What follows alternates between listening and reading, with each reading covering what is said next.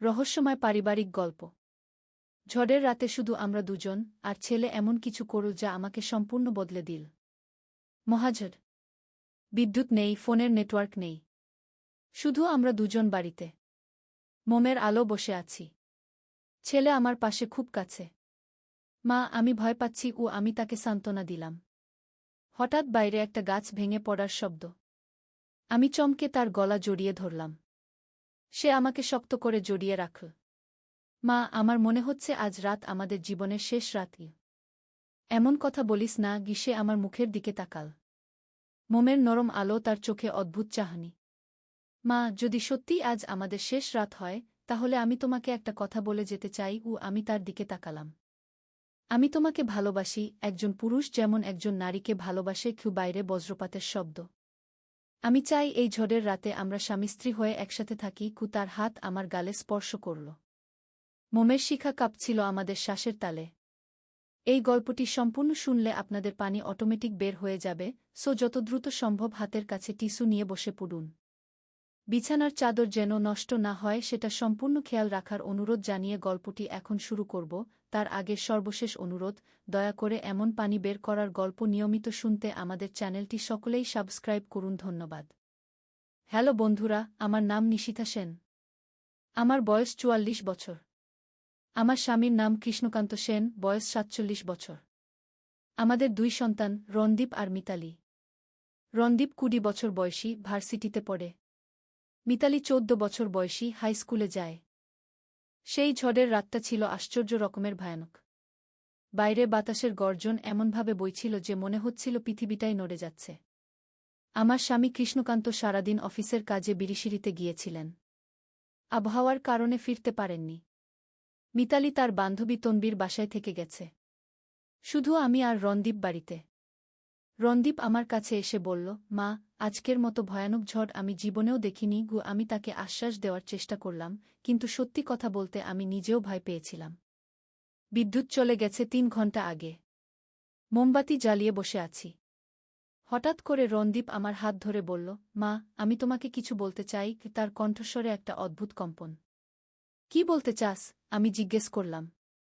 মা, তুমি কি জানো আমি তোমাকে কত ভালোবাসি? একজন ছেলে যেভাবে তার মাকে ভালোবাসে তার চেয়েও বেশি। আমি হাসতে চেষ্টা করলাম। আমি জানি বাবা। তুই আমার খুব প্রিয় সন্তান। না মা, তুমি বুঝতে পারছো না। রণদীপ আরও কাছে এসে বসল। আমি তোমাকে ভালোবাসি। একজন পুরুষ যেভাবে একজন নারীকে ভালোবাসে। আমি চমকে গেলাম। রণদীপ, তুই কি বলছিস? মা, আমি জানি এটা শুনতে অদ্ভুত লাগছে। কিন্তু আমার মনে হয় আজ রাতেই হয়তো আমাদের মরে যাওয়ার সময় এসে গেছে। এই ভয়ানক ঝড়ে হয়তো আমাদের বাড়িটাই ভেঙে পড়বে। তাই আমি তোমাকে সব কথা বলে যেতে চাই। বাইরে একটা প্রচণ্ড বজ্রপাতের শব্দ হল। আমি ভয়ে কাঁপতে লাগলাম। রণদীপ আমাকে জড়িয়ে ধরল। মা, আমি চাই এই শেষ রাতে আমরা একসাথে থাকি। খুব কাছে থাকি। আমি তার কথা শুনে অবাক হয়ে গেলাম।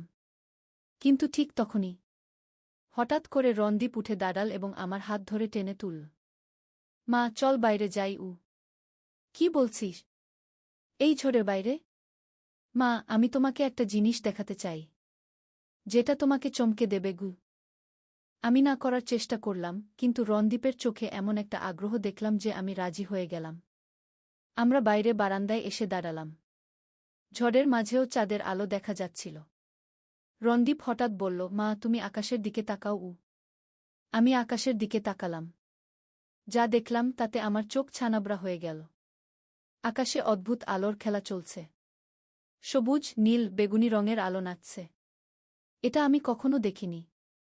এটা কি রণদীপ? মা, এটা অরোরা বোরিয়ালিস, উত্তর মেরুর আলো। কিন্তু এটা এখানে কি করে দেখা যাচ্ছে সেটাই রহস্য। আমি মুগ্ধ হয়ে দেখতে লাগলাম। এতটাই সুন্দর যে আমার চোখে পানি এসে গেল। রণদীপ বলল, মা, আমি গত ৩ মাস ধরে এই বিষয়ে গবেষণা করেছি। আমি বুঝতে পেরেছি যে আমাদের এলাকায় কিছু অদ্ভুত চৌম্বকীয় পরিবর্তন হচ্ছে। মানে? মা, পৃথিবীর চৌম্বকীয় ক্ষেত্র পরিবর্তিত হচ্ছে।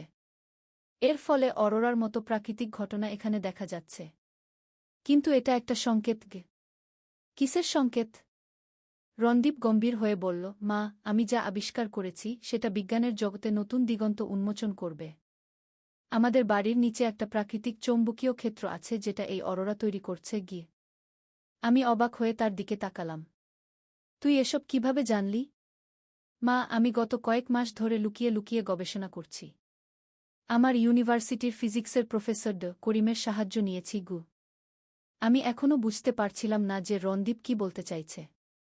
হঠাৎ করে রণদীপ বলল, মা, তুমি জানো আমি আজ তোমাকে যে কথাগুলো বলেছিলাম গু? কোনো কথা? যে আমি তোমাকে একজন নারী হিসেবে ভালোবাসি। সেটা আসলে একটা টেস্ট ছিল। আমি হতবাক হয়ে গেলাম। মানে? রণদীপ হেসে ফেল। মা, আমি দেখতে চেয়েছিলাম তুমি কতটা সহনশীল। কারণ আমি যা আবিষ্কার করেছি সেটা নিয়ে আমাকে অনেক মানুষের সাথে কাজ করতে হবে। তোমার সাহায্য লাগবে গু। আমি রাগে দুঃখে কি বলব বুঝতে পারছিলাম না। তোর মানে তুই আমার সাথে অভিনয় করেছিস? মা, সরি। কিন্তু আমি জানতে চেয়েছিলাম তুমি আমাকে কতটা বিশ্বাস করো। এমনকি আমি যদি খুব অদ্ভুত কিছু বলি তুমি কি আমার পাশে থাকবে? আমি এখনও রেগে আছি, কিন্তু কৌতূহল হচ্ছে। রণদীপ বলল, মা, আমি তোমাকে আসল কথা বলি। আমি একটা যন্ত্র তৈরি করেছি যেটা দিয়ে এই চৌম্বকীয় শক্তি ব্যবহার করে বিদ্যুৎ তৈরি করা যায়। এটা বিনামূল্যে শক্তি গু। আমার চোখ বড় হয়ে গেল। সত্যি?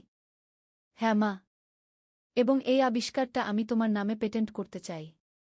তুমি হবে সহ-আবিষ্কারক। আমি এখনও সব বুঝতে পারছি না। কিন্তু আমি তো কিছুই করিনি গে।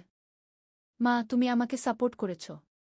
আমি যখন রাতের পর রাত জেগে গবেষণা করেছি তুমি আমার জন্য চা খাবার দিয়েছ। তুমি না থাকলে আমি এটা করতে পারতাম না গি। ঠিক তখনই আকাশে আরও উজ্জ্বল আলোর নাচ শুরু হল। রণদীপ বলল, মা, এই অরোরা আজ রাতেই শেষ হয়ে যাবে। কারণ চৌম্বকীয় ঝড় শান্ত হয়ে যাচ্ছে। কিন্তু আমি যা আবিষ্কার করেছি সেটা দিয়ে আমরা এই শক্তিকে কাজে লাগাতে পারব গো।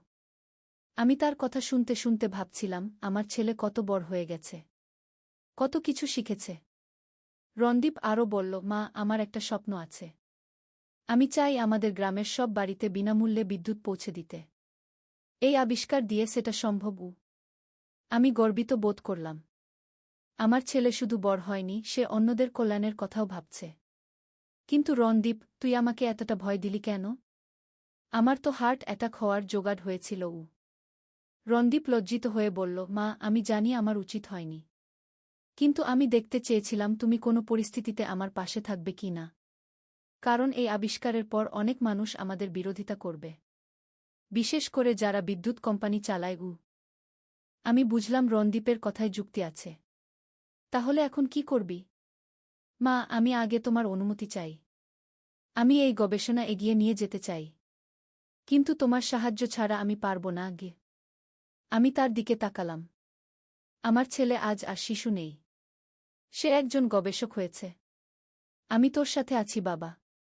তবে আর কখনো আমাকে এভাবে ভয় দিবি না গে। রণদীপ আমাকে জড়িয়ে ধরল। সরি মা। আমি আর কখনো এমন করব না গি। ঠিক তখনই আকাশের অরোরা আরও উজ্জ্বল হয়ে উঠল। মনে হচ্ছিল যেন প্রকৃতি আমাদের এই মুহূর্তটা উদযাপন করছে। রণদীপ বলল, মা, তুমি জানো এই অরোরার পিছনে একটা বৈজ্ঞানিক রহস্য লুকিয়ে আছে? কী রহস্য? এই চৌম্বকীয় ক্ষেত্রটা শুধু আমাদের বাড়িতেই নয়, পুরো এলাকা জুড়ে বিস্তৃত। কিন্তু এর কেন্দ্রবিন্দু হচ্ছে আমাদের বাড়ির নিচের মাটি গ। মানে? মা, আমি মনে করি 1000 বছর আগে এখানে একটা উল্কা পড়েছিল। সেই উল্কার মধ্যে ছিল বিশেষ ধরনের ধাতু যা চৌম্বকীয় ক্ষেত্র তৈরি করে। কি? আমি আরও উৎসাহিত হলাম। তাহলে তুই বলতে চাইছিস আমাদের বাড়ি বিশেষ? হ্যাঁ মা। এবং এই বিশেষত্বকে কাজে লাগিয়ে আমরা অনেক বড় কিছু করতে পারি। হঠাৎ করে বিদ্যুৎ ফিরে এল। পুরো বাড়ি আলোকিত হয়ে উঠল। রণদীপ হাসল। দেখো মা, প্রকৃতিও আমাদের পরিকল্পনাকে সমর্থন করছে গি। আমিও হাসলাম। তাহলে এখন কি করব? মা, আগে আমরা বাবা আর মিতালিকে এই খবরটা দেব। তারপর আমরা পরিকল্পনা তৈরি করব। আমরা ঘরের ভিতরে ফিরে এলাম। আমার মনে হচ্ছিল আজ রাতের পর আমাদের জীবন সম্পূর্ণ বদলে যাবে। রণদীপ বলল, মা, আমি তোমাকে আরেকটা কথা বলতে চাই। কি? আমি যে তোমাকে নারী হিসেবে ভালোবাসি বলেছিলাম সেটা সম্পূর্ণ মিথ্যা ছিল। আমি তোমাকে শুধুমাত্র আমার মা হিসেবেই ভালোবাসি। এবং এটাই সবচেয়ে শুদ্ধ ভালোবাসা। আমি স্বস্তির নিঃশ্বাস ফেললাম। আমি জানতাম তুই আমার সাথে অভিনয় করছিস। কিন্তু তবুও ভয় পেয়েছিলাম। মা, ক্ষমা করো। আমি শুধু নিশ্চিত হতে চেয়েছিলাম যে তুমি আমাকে সব অবস্থায় সাপোর্ট করবে। রাত প্রায় ভোর হয়ে এল। ঝড়ও থেমে গেছে। কিন্তু আকাশে এখনও অরোরার হালকা ছোঁয়া দেখা যাচ্ছে। রণদীপ বলল, মা, কাল থেকে আমাদের নতুন জীবন শুরু হবে। আমি আমার গবেষণাকে এগিয়ে নিয়ে যাব। আর তুমি হবে আমার সবচেয়ে বড় সহযোগী। আমি তার কথায় আনন্দিত হলাম। আমার ছেলে আমাকে তার জীবনের এত বড় একটা অংশীদার মনে করছে। হঠাৎ করে দরজায় নক পড়ল। আমরা দুজনেই চমকে গেলাম। রণদীপ দরজা খুলে দেখল বাবা কৃষ্ণকান্ত দাঁড়িয়ে আছেন। বাবা, তুমি এত রাতে এলে কিভাবে? কৃষ্ণকান্ত বলল, রাস্তা পরিষ্কার হয়ে গেছে। আমি খুব চিন্তিত ছিলাম। তোমরা ঠিক আছো তো? আমি দৌড়ে গিয়ে স্বামীকে জড়িয়ে ধরলাম। আমরা ঠিক আছি। তবে অনেক কিছু ঘটেছে। রণদীপ বাবাকে সব কিছু খুলে বলল। আকাশের অরোরা থেকে শুরু করে তার আবিষ্কার পর্যন্ত। কৃষ্ণকান্ত খুবই আগ্রহ নিয়ে শুনলেন। সত্যি? তুই এত বড় একটা আবিষ্কার করেছিস? হ্যাঁ বাবা। কিন্তু এটা এগিয়ে নিয়ে যেতে আমাদের সবার সাহায্য লাগবে। কৃষ্ণকান্ত গর্বিত হলেন। আমি তোর সাথে আছি বাবাবু। ভোরবেলা মিতালিও ফিরে এল। তাকেও সব কিছু জানানো হল। মিতালি খুশি হয়ে বলল, দাদা, তুমি তো হিরো হয়ে গেছ। রণদীপ হাসল। না মিতালি, আমরা সবাই মিলেই হিরো। আমি দেখলাম আমার পরিবারটা আরও শক্তিশালী হয়ে উঠছে। আমরা সবাই মিলে একসাথে কাজ করব। দুপুরবেলা রণদীপের ইউনিভার্সিটির প্রফেসর করিম এলেন। তিনি রণদীপের আবিষ্কার দেখে অভিভূত হলেন। এটা অসাধারণ। তুমি বিজ্ঞানের জগতে বিপ্লব আনতে পারো। করিম আমাকে বললেন, আপা, আপনার ছেলে একজন প্রতিভাবান গবেষক। তার এই আবিষ্কার পুরো পৃথিবীর কাজে আসবে। আমি গর্বে বুক ভরে গেল। পরের কয়েক সপ্তাহে অনেক কিছু ঘটল। রণদীপের আবিষ্কার নিয়ে খবরের কাগজে লেখা হল। টেলিভিশনে ইন্টারভিউ হল। কিন্তু সবচেয়ে আনন্দের বিষয় হল, আমাদের গ্রামের মানুষরা রণদীপের আবিষ্কারের সুফল পেতে শুরু করল। তাদের বাড়িতে বিনামূল্যে বিদ্যুৎ পৌঁছাতে শুরু করল। আমি বুঝলাম সেই ঝড়ের রাতটা আমাদের জীবনে নতুন দিগন্ত উন্মোচন করেছে।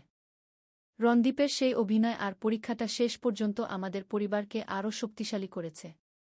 কয়েক মাস পরে একদিন সকালে রণদীপ আমার কাছে এসে বলল, মা, আমাদের আবিষ্কারটা এখন আন্তর্জাতিক স্বীকৃতি পেয়েছে। জাপানের একটা কোম্পানি আমাদের সাথে চুক্তি করতে চায়। আমি অবাক হয়ে গেলাম। সত্যি? হ্যাঁ মা। কিন্তু আমি একটা শর্ত দিয়েছি। কি শর্ত? আমি বলেছি আমার মায়ের অনুমতি ছাড়া আমি কোনো চুক্তি করব না। কারণ তিনি আমার সহাবিষ্কারক। আমার চোখে পানি এসে গেল। আমার ছেলে আমাকে কত বড় মর্যাদা দিচ্ছে। পরের দিন জাপানি প্রতিনিধিরা এলেন। তারা আমার সাথেও কথা বললেন। তারা বললেন, ম্যাডাম, আপনার ছেলের আবিষ্কার পৃথিবীর শক্তি সমস্যার সমাধান দিতে পারে। আমি গর্বিত হলাম। কিন্তু আমি জানতাম এই সব কিছুর পিছনে সেই ঝড়ের রাতের অবদান আছে। সেই রাতে রণদীপের পরীক্ষাটা আমাদের পরিবারের বন্ধনকে আরও মজবুত করেছিল। 1 বছর পরে আমাদের গ্রামটা পুরোপুরি বদলে গেল। সব বাড়িতে বিনামূল্যে বিদ্যুৎ পৌঁছেছে। রাতের বেলা পুরো গ্রামটা আলোকিত থাকে। রণদীপ এখন একজন প্রসিদ্ধ বিজ্ঞানী। তার নামে একটা গবেষণা কেন্দ্রও তৈরি হয়েছে। কিন্তু সে এখনও আমাকে তার সবচেয়ে বড় অনুপ্রেরণা বলে। মিতালিও এখন বিজ্ঞানে আগ্রহী হয়েছে। সে বলে, আমিও দাদার মতো বিজ্ঞানী হব। কৃষ্ণকান্ত এখন গ্রামের উন্নয়ন কমিটির চেয়ারম্যান। তিনি রণদীপের আবিষ্কারকে কাজে লাগিয়ে পুরো এলাকার উন্নয়নে কাজ করছেন। আমি এখন একজন স্থানীয় সেলিব্রিটি। মানুষজন আমাকে বিজ্ঞানীর মা বলে ডাকে। কিন্তু আমি জানি আমার আসল পরিচয়, আমি রণদীপের মা। সেই ঝড়ের রাতের কথা আমি কখনো ভুলব না। কিভাবে একটা ভয়ানক রাত আমাদের জীবনের সবচেয়ে আনন্দের দিন নিয়ে এসেছিল। রণদীপ প্রায় বলে, মা, সেই রাতে আমি যদি তোমাকে পরীক্ষা না করতাম, তাহলে হয়তো আমি জানতে পারতাম না তুমি আমার কত বড় সহায়ক। আমি তার কথায় হাসি। কিন্তু মনে মনে ভাবি, সন্তানের সাথে মায়ের যে বন্ধন, সেটা কোনো পরীক্ষায় যাচাই করার প্রয়োজন নেই। সেটা অটুট, সেটা শাশ্বত। আজও যখন আকাশে তারা দেখি তখন সেই রাতের কথা মনে পড়ে যায়, যেদিন আকাশে অদ্ভুত আলোর খেলা দেখেছিলাম, যেদিন আমার ছেলে আমাকে দেখিয়েছিল যে স্বপ্ন দেখলে এবং পরিশ্রম করলে সব অসম্ভবকে সম্ভব করা যায়। এই গল্পের শেষে আমি শুধু একটা কথাই বলতে চাই, পরিবারের ভালোবাসা আর বিশ্বাস থাকলে যে কোনো ঝড় মোকাবেলা করা যায়, যে কোনো অন্ধকার রাতেও নতুন সূর্যোদয় দেখা যায়। রণদীপ এখন বিয়ে করার কথা ভাবছে। সে বলেছে, মা, আমি এমন একজন মেয়েকে বিয়ে করব যে তোমার মতো ধৈর্যশীল আর সহানুভূতিশীল হবে। আমি তার কথায় খুশি হয়েছি। আমি জানি রণদীপ যাকেই বিয়ে করুক সে আমাদের পরিবারের অংশ হয়ে যাবে। মিতালিও এখন কলেজে পড়ে। সে রসায়ন নিয়ে পড়াশোনা করছে। তার স্বপ্ন দাদার মতো একজন বিজ্ঞানী হওয়া। কৃষ্ণকান্ত এখন অবসরে গেছেন।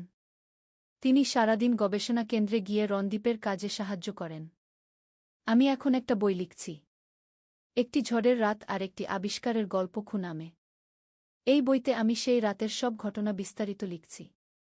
প্রকাশকরা বলেছেন এই বইটা বেস্টসেলার হবে। কারণ এটা শুধু একটা পারিবারিক গল্প নয়, এটা বিজ্ঞান আর স্বপ্নের গল্প। আজ যখন আমি এই গল্প শেষ করছি তখন বাইরে হালকা বৃষ্টি হচ্ছে। কিন্তু এই বৃষ্টি সেই ঝড়ের মতো ভয়ানক নয়। এটা শান্তিপূর্ণ, এটা সুখকর। রণদীপ এসে বলল, মা, তুমি কি লিখছ? আমি হাসলাম। আমাদের গল্প লিখছি বাবা। সেই রাতের গল্প যে রাতে তুই আমাকে ভয় দিয়েছিলি কিন্তু শেষে আমাদের জীবনে আনন্দ এনে দিয়েছিলি। রণদীপ আমার পাশে বসে বলল, মা, সেই রাতের জন্য আমি এখনও দুঃখিত। কেন দুঃখিত? সেই রাতটাই তো আমাদের জীবন বদলে দিয়েছে। রণদীপ মাথা নেড়ে বলল, তুমি ঠিক বলেছ মা। কখনো কখনো জীবনে এমন মুহূর্ত আসে যেগুলো দেখতে ভয়ানক মনে হয়, কিন্তু সেগুলোই আমাদের সবচেয়ে সুন্দর ভবিষ্যৎ উপহার দেয়। আমি তার কথায় সায় দিলাম। সত্যিই সেই ঝড়ের রাতটা আমাদের জীবনের সবচেয়ে গুরুত্বপূর্ণ রাত ছিল। যে রাতে আমার ছেলে আমাকে পরীক্ষা করেছিল আর আমি উত্তীর্ণ হয়েছিলাম। যে রাতে আকাশে অরোরার নাচ দেখেছিলাম আর বুঝেছিলাম যে অসম্ভব বলে কিছু নেই। এই গল্পটি এখানেই শেষ। কিন্তু আমাদের জীবনের গল্প এখনও চলমান। প্রতিদিন নতুন অ্যাডভেঞ্চার, নতুন আবিষ্কার, নতুন স্বপ্ন। আর সবকিছুর কেন্দ্রে আছে পরিবারের ভালোবাসা। আমি আশা করি আপনারা আমাদের এই গল্প শুনে অনুপ্রাণিত হবেন। বুঝবেন যে যে কোনো কঠিন সময়েও পরিবার একসাথে থাকলে সব বাধা অতিক্রম করা যায়। ধন্যবাদ আপনাদের এত ধৈর্য ধরে আমাদের গল্প শোনার জন্য। আমাদের চ্যানেলে আরও এমন পারিবারিক গল্প পাবেন। সাবস্ক্রাইব করতে ভুলবেন না। একদিন আলী সাহেব সোহেলের অফিসে এলেন। সোহেল তাকে দেখে অবাক হয়ে গেল।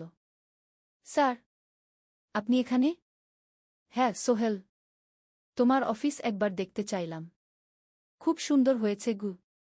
আলী সাহেব পুরো অফিস ঘুরে দেখলেন। কর্মচারীদের সাথে কথা বললেন। তারপর সোহেলের রুমে এসে বসলেন। সোহেল, তুমি অনেক দূর এসেছ। মনে আছে 7 বছর আগে তুমি যখন আমার অফিসে প্রথম এসেছিলে চা বানানোর কাজ করতে? হ্যাঁ স্যার, সব মনে আছে। আমি গর্বিত যে আমি তোমাকে একটা সুযোগ দিয়েছিলাম আর তুমি সেই সুযোগকে কাজে লাগিয়েছ। জানো সফলতার মূল সূত্র কি? কি স্যার? কঠোর পরিশ্রম, সততা আর হাল না ছাড়া। তোমার মধ্যে এই 3টা গুণই আছে। সোহেল চোখে জল নিয়ে বলল, আপনি না থাকলে আজ আমি এখানে পৌঁছাতে পারতাম না স্যার। না সোহেল, আমি শুধু একটা দরজা খুলে দিয়েছিলাম। ভেতরে ঢুকে পথ তৈরি করেছ তুমি নিজে। আলী সাহেব চলে যাওয়ার আগে বললেন, আমার একটা বড় প্রজেক্ট আছে। একটা 20 ফ্লোর বিজনেস টাওয়ার। আমি চাই তুমি এই প্রজেক্টে আমার সাথে পার্টনার হও। 50-50। রাজি? সোহেল অবাক হয়ে গেল। এত বড় প্রজেক্ট? স্যার, আমার কি যথেষ্ট সামর্থ্য আছে? আছে। আমি বিশ্বাস করি। সোহেল রাজি হয়ে গেল। এটা তার জীবনের সবচেয়ে বড় প্রজেক্ট হবে। 50 অধ্যায়, বড় চ্যালেঞ্জ। 20 ফ্লোর বিজনেস টাওয়ারের কাজ শুরু হল। এটা সোহেলের জীবনের সবচেয়ে বড় চ্যালেঞ্জ। প্রজেক্টের বাজেট প্রায় 10 করোড় টাকা। সোহেলকে 5 করোড় টাকা ইনভেস্ট করতে হবে। সোহেল তার সব সঞ্চয়ে, ব্যাংক লোন আর কিছু ইনভেস্টর থেকে টাকা জোগাড় করল। এটা একটা বিশাল ঝুঁকি। যদি প্রজেক্ট ব্যর্থ হয় সব শেষ। মিনা চিন্তিত ছিল। সোহেল, এত বড় ঝুঁকি নেওয়া ঠিক হবে? মিনা, জীবনে বড় কিছু করতে হলে ঝুঁকি নিতে হয়। আমি এই সুযোগ হাতছাড়া করতে চাই না গিয়ে। কিন্তু যদি কিছু ভুল হয়? ভুল হবে না। আমি আলী সাহেবের সাথে আছি। উনি আমাকে গাইড করবেন। প্রজেক্ট শুরু হলো। প্রথম 6 মাস সব ভালোই চলছিল। কাজ সময়মতো হচ্ছে, বাজেট ঠিক আছে। কিন্তু 7 মাসের মাথায় একটা বড় সমস্যা দেখা দিল। একজন প্রধান ইনভেস্টর হঠাৎ তার টাকা ফেরত চাইলেন। তিনি অন্য একটা জরুরি কাজে টাকা লাগবে বলে জানালেন। 1 করোড় টাকা ফেরত দিতে হবে। সোহেল বিপদে পড়ে গেল। 1 করোড় টাকা এখন কোথায় পাবে? প্রজেক্টে সব টাকা ঢেলে দিয়েছে। সে আলী সাহেবের সাথে কথা বলল। আলী সাহেব বললেন, চিন্তা করো না, আমি ব্যবস্থা করছি। কিন্তু আলী সাহেবও বড় একটা প্রজেক্টে আটকে আছেন। তার হাতে লিকুইড ক্যাশ নেই। সোহেল অন্য ব্যাংক থেকে লোন নেওয়ার চেষ্টা করল। কিন্তু ব্যাংক বলল, ইতিমধ্যে তার অনেক লোন আছে, নতুন লোন দিতে পারবে না। সোহেল রাতে ঘুমাতে পারছিল না। খাওয়া দাওয়া বন্ধ করে দিয়েছিল। মিনা তাকে দেখে খুব চিন্তিত হয়ে গেল। সোহেল, প্লিজ নিজেকে এভাবে শেষ করে ফেলো না। কোনো একটা রাস্তা বের হবেই কি। কিন্তু সোহেল কোনো রাস্তা দেখতে পাচ্ছিল না। ইনভেস্টর 15 দিন সময় দিয়েছে। 15 দিনের মধ্যে টাকা ফেরত না দিলে তিনি আইনি ব্যবস্থা নেবেন। 10 দিন কেটে গেল। সোহেল কোনো সমাধান খুঁজে পেল না। সে প্রায় হাল ছেড়ে দিয়েছিল। 11 দিনের দিন একটা অপ্রত্যাশিত ঘটনা ঘটল। জাহিদ ভাই, সোহেলের পুরনো সহকর্মী, তার অফিসে এলেন। জাহিদ ভাই এখন একটা রিয়েল এস্টেট কোম্পানিতে সিনিয়র ম্যানেজার। সোহেল, আমি তোমার সমস্যার কথা শুনেছি। হ্যাঁ ভাই, আমি বিপদে পড়েছি। আমি তোমাকে সাহায্য করতে চাই। আমার কিছু সঞ্চয় আছে। 5 লাখ টাকা। তুমি নাও। সোহেল চোখে জল নিয়ে বলল, ভাই আমি কিছু বলার দরকার নেই। তুমি আমাকে অনেক কিছু শিখিয়েছ। তোমার কাছ থেকে পরিশ্রম আর সততা শিখেছি। এখন আমার পালা তোমাকে সাহায্য করার। জাহিদ ভাই চলে যাওয়ার পর আরও 2 জন এলো। একজন সোহেলের পুরনো ক্লায়েন্ট, আরেকজন তার কর্মচারী। 2 জন মিলে আরও 8 লাখ টাকা দিল। করিম মামা 20 লাখ টাকা ব্যবস্থা করলেন। তার কিছু বন্ধুদের কাছ থেকে ধার করে। মিনা তার সব গয়না বিক্রি করে 10 লাখ টাকা দিল। সবাই মিলে প্রায় 45 লাখ টাকা জোগাড় হল। বাকি 65 লাখ টাকা সোহেল তার অফিসের সব অ্যাসেট বিক্রি করে আর একটা প্রাইভেট ফিন্যান্স কোম্পানি থেকে উচ্চ সুদে লোন নিয়ে ব্যবস্থা করল। ঠিক 14 দিনের দিন সোহেল ইনভেস্টরকে 1 করোড় টাকা ফেরত দিল। ইনভেস্টর টাকা নিয়ে চলে গেলেন। সোহেল তার অফিসে ফিরে এসে চেয়ারে বসে কাঁদল। এত চাপ, এত টেনশন, সব যেন একসাথে বের হয়ে এল। মিনা এসে তাকে জড়িয়ে ধরল। আমরা পেরেছি সোহেল, আমরা পেরেছি। ষোড়শ অধ্যায়, পুনরুদ্ধার। এই ঘটনার পর সোহেল আরও সাবধান হয়ে গেল। সে বুঝল, ব্যবসায় শুধু সাহস নয়, বুদ্ধিও লাগে। ঝুঁকি নিতে হয়, কিন্তু হিসাব করে। প্রজেক্ট চলতে থাকল। এবার সোহেল আরও সতর্কতার সাথে সব কিছু পরিচালনা করল। প্রতিটা খরচ হিসাব করল, প্রতিটা সিদ্ধান্ত ভেবেচিন্তে নিল। আরও 1 বছর পর 20 ফ্লোর বিজনেস টাওয়ার সম্পন্ন হল। চমৎকার বিল্ডিং। শহরের অন্যতম সুন্দর ভবন।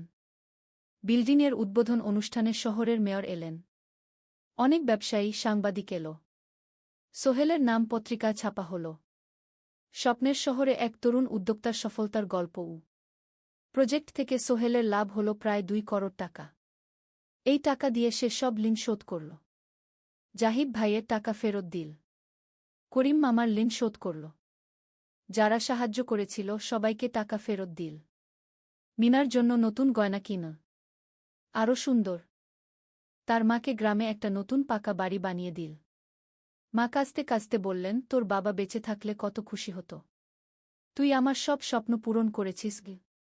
সোহেল নিজেদের জন্য একটা ফ্ল্যাট কিনল। 4 রুমের ফ্ল্যাট, সমুদ্রের কাছে।